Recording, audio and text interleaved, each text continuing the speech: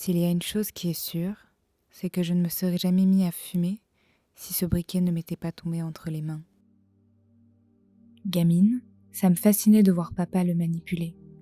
Il l'ouvrait, le refermait, faisant naître la flamme avant de l'étouffer. Le son clair, net, d'un parfait emboîtement mécanique. L'évocation de ce que chaque chose devait être. Parfaitement conçu, infailliblement fonctionnel, inusable, au point que ça frôlait la magie. Souvent, papa allumait une cigarette à la flamme légèrement bleutée, tremblante, mais pas toujours. Parfois, la cigarette était à ses lèvres, mais il n'en approchait pas la flamme. Il fermait le briquet et rangeait sa cigarette. Façon de dire que rien ne l'obligeait. Son choix à lui, seul. Papa fumait beaucoup. Fumer faisait partie des choses qui le définissaient. Dans ces moments, sûrement qu'il avait l'illusion d'avoir le contrôle. J'ai toujours rêvé de tenir ce briquet dans ma main. Sûrement que si je lui avais demandé, il me l'aurait prêté. Il m'aurait mis en garde sur le risque de jouer avec le feu et m'aurait appris à m'en servir. Tu vois, Anna, comme ça. Mais quel aurait été l'intérêt alors ? C'était une expérience que je devais faire seule, un truc initiatique sans doute, même si à l'époque j'étais bien incapable d'en seulement formuler l'idée. Arrivé à l'adolescence, presque tous mes copains se sont mis à fumer, en même temps.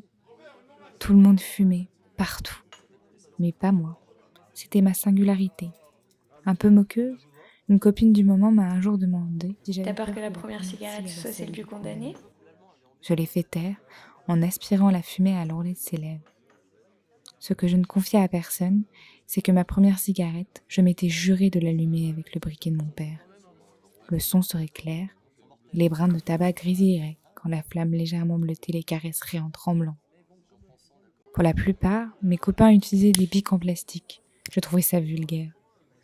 Mieux valait encore des allumettes, magiques, elles aussi, mais pas ma magie à moi. Toute sa vie, papa a allumé ses cigarettes avec ce briquet, sans qu'une seule fois je n'ai eu la chance de le tenir dans ma main. Il avait 48 ans quand il est mort. 2 fois l'âge que j'avais alors. Je n'ai pas pu m'empêcher d'y penser, tandis que je le regardais, statue de cire grisâtre allongée dans une boîte en bois. Maman avait fait un carton avec ce qu'elle ne voulait pas garder. C'est là que j'ai trouvé le briquet.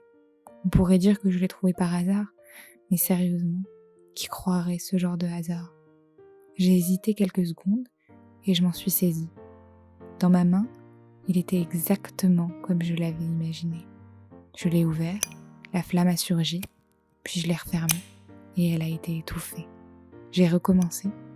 Tu vois, Anna, comme ça. Oui, sûrement qu'il aurait dit ça. Dans le carton, j'ai aussi vu le paquet que papa avait planqué dans les toilettes sur la fin. Alors, j'en ai sorti une cigarette et je l'ai allumée avec son briquet. C'était âcre, ça ne me plaisait pas. Mais j'ai continué à tirer sur la cigarette. Tout en soufflant la fumée, j'ai à nouveau fait surgir la flamme. Je ne pouvais m'empêcher de la fixer. J'ai tiré une nouvelle bouffée. À force de persévérance, j'allais finir par y prendre goût. J'ai rangé le briquet dans ma poche et je suis sortie. Je n'avais pas encore rencontré Léna, mais je me suis quand même demandé si dans 24 ans ma femme à son tour mettrait ce briquet dans le carton de ce qu'elle voulait voir disparaître.